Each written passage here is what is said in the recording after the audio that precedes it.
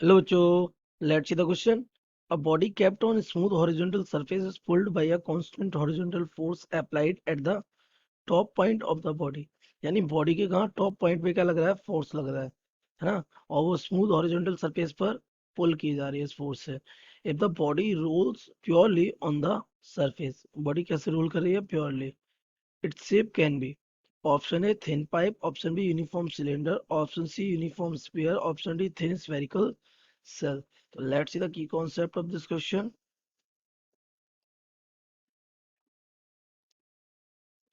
The key concept of this question is that if we pull a body, then it can roll or it can slip, but the condition is of pure rolling.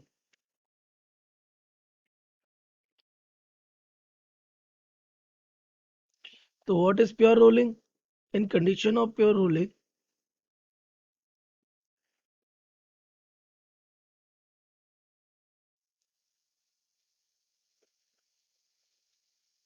the point of contact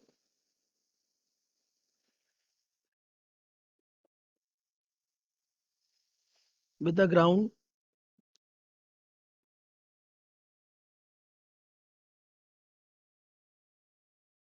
has zero velocity and acceleration. Simply, है ना। जैसे for example ये हमारी यहाँ पर एक body है और आप इस पे यहाँ पे फोर्स लगा रहे, इसके टॉप पर ये आपने लगाया फोर्स। तो ये फोर्स क्या करेगा, ये फोर्स अगर 80 से ज्यादा हुआ तो आपको पता है इसका ये सेंटर के अबाउट में जो टॉर्क होगा ये आर है, उसको क्या देगा, एक ओमेगा प्रोवाइड कराएगा rolling.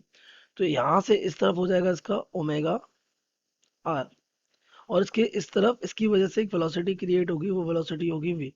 There must be V is equals to R omega for pure roll है। अदरवाइज बॉडी क्या करेगी बेटा, स्लिप करेगी। ओके। तो हमारा क्वेश्चन ये कह रहा है कि वो प्योर रोल करेगा, वो कौन होगा, है ना। तो let's consider a body, suppose this is the body and we applying the force at this instant. अब इस इंस्टेंट पर फोर्स लगाने से बॉडी क्या कर सकती है, स्लिप भी कर सकती है। तो हमने मान लिया ये सेंटर है बॉडी का, और सेंटर से एक डिस्टेंस ली हमने एक्स। उस एक्स डिस्टेंस पे हमने क्या लगाया बेटा, फोर्स लगाया, ये एक्स डिस्टेंस है। तो इस एक्स डिस्टेंस पे फोर्स लगाने से टॉर्क क्या बनेगा, torque will be equals to the force into perpendicular distance. तो अगर आप देखेंगे तो हमारा यहाँ से टॉर्क हो जाएगा टाउ इज इक्वल्स टू, यहाँ हो जाएगा फोर्स हम लगा रहे हैं एफ कितनी डिस्टेंस पर, एक्स डिस्टेंस पर। ये टाउ हमारा हो जाएगा कितना, I alpha is equals to F into X. अच्छा, अगर हम यहाँ पर आई अल्फा को ए अपॉन आर पुट करें, ये जो इसका एंगुलर एक्सीलरेशन का लीनियर एक्शन के साथ रिलेशन है, तो a upon r is equals to force हमारा हो जाएगा एम ए इंटू एक्स। तो ए से हमारा कैंसिल हो जाएगा, तो यहाँ से हमारा एक्स आ जाएगा आई अपॉन एम आर। तो for pure rolling this should be the condition, यानी जिसके लिए for X is equals to R body will has pure rolling. तो अपने ऑप्शंस को एक एक करके क्या कर लेते हैं, चेक कर लेते हैं। सबसे पहले हमें दे रखा है थिन पाइप, क्या दे रखा है, थिन पाइप। तो for a thin pipe, thin pipe के लिए moment of inertia I equal होता है बेटा क्या, एम आर स्क्वायर। क्या होता है, I is equal to m are square. तो इसके लिए अगर हम बेटा एक्स कैलकुलेट करें तो एक्स इक्वल हमारा हो जाएगा M are square upon M R. M से एम कैंसिल, आर से आर कैंसिल, तो एक्स इक्वल क्या हो जाएगा, आर। दैट मीन्स ये क्या करेगा, प्योर रोलिंग करेगा। No problem. अब सेकेंड अगर हम कैलकुलेट करें किसके लिए, फॉर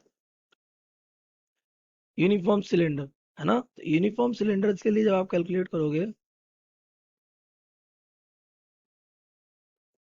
तो यूनिफॉर्म सिलेंडर के लिए बेटा आई हमारा क्या होता है, आई हमारा होता है हाफ एम आर स्क्वायर।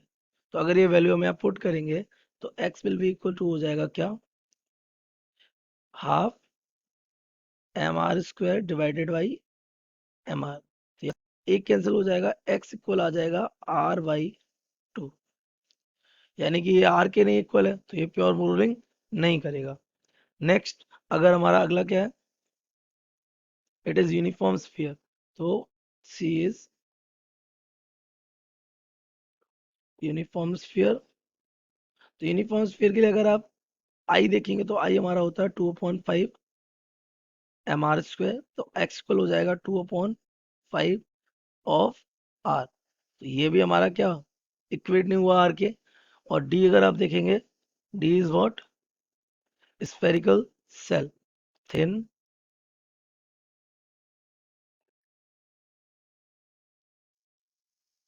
तो इसका बेटा जो आई होता है that is given by 2/3 M are square. यहाँ से एक्स क्या आ जाएगा, यहाँ से एक्स आएगा 2/3 टाइम्स ऑफ आर। ये भी आर के इक्वल नहीं हुआ। तो इट इज ट्रू फॉर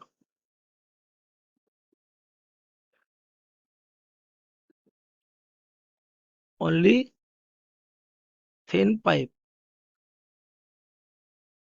तो हमारा करेक्ट ऑप्शन कौन सा हो जाएगा, ऑप्शन ए थिन पाइप, जो प्योर रूल करेगा। So correct option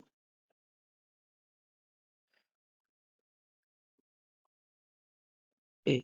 I hope understood it well. Best of luck.